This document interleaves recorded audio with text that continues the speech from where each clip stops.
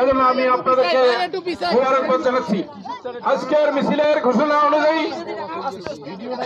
আমাদের ফিলিস্তিনের নিরীহ শিশু, নারী, বৃদ্ধ, আবাল বৃদ্ধ সকল মানুষের উপর যে নির্যাতন, যে হামলা হয়েছে, ইসরায়েল এমন কিছু রাসায়নিক পদার্থ ব্যবহার করছে যেটা কোনো আইনে, বিশ্বের আইনে ব্যবহার করার কোনো সুযোগ নাই। এরপরও তাদের যখন সেই বিদেশ ব্যবহার করছে তখন তাদের সেখানে শ্বাস প্রশ্বাস বন্ধ হওয়ার উপক্রম হয়ে তারা এলাকা ছেড়ে ছেড়ে চলে যাচ্ছে। নারী, শিশু সহ অগণিত মানুষ মারা যাচ্ছে। আমরা ধিক্কার জানাই, নিন্দা জানাই সেই সমস্ত মুসলিম রাষ্ট্রের কর্ণধারদের যারা আশেপাশে বসে আমোদ ফুর্তিতে ব্যস্ত। আমরা সাধারণ জনগণ পর্যায়ে আমাদের করণীয় কি?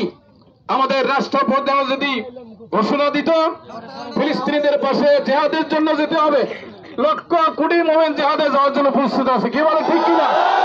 এই জন্য আমরা আমাদের মুসলিম বিশ্বের কর্ণকুহর এই নামাজ না পৌঁছা পর্যন্ত আমাদের এই আন্দোলন থামবে না।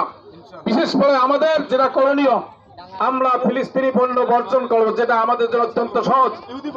ইহুদি পণ্য যেগুলো আছে আমরা সেগুলো বর্জন করব। বিশেষ করে পানীয়, কোকা কোলা, পেপসি, এগুলো যারা আছে আমাদের যে সমস্ত দোকানে সমস্ত যে বিক্রি হয়, বিনীত অনুরোধ করব আপনারা হালাল মাল বিক্রয় করেন। আমরা সকলেই লক্ষ্য রাখবো যে সমস্ত যদি কেউ মাদক কেনাবেচা করে, মাদকের ব্যবসা করে, তাদেরকে আমরা যে ঘৃণার চোখে দেখি, যদি ইসরায়েলের পণ্য যারা বিক্রয় করবে আমরা তাদেরকেও সেই ঘৃণার চোখে দেখবো। সকলেই সজাগ দৃষ্টি রাখবেন। আপনারা দোকানে দেবেন, কোন দোকানে ইসরায়েলি পণ্য বিক্রি হয় আমরা তাদেরকে একটু শোধরাবো। পরিশেষে ভবিষ্যতে না হলে পরে আমরা তাদের বিরুদ্ধে আন্দোলন করবো।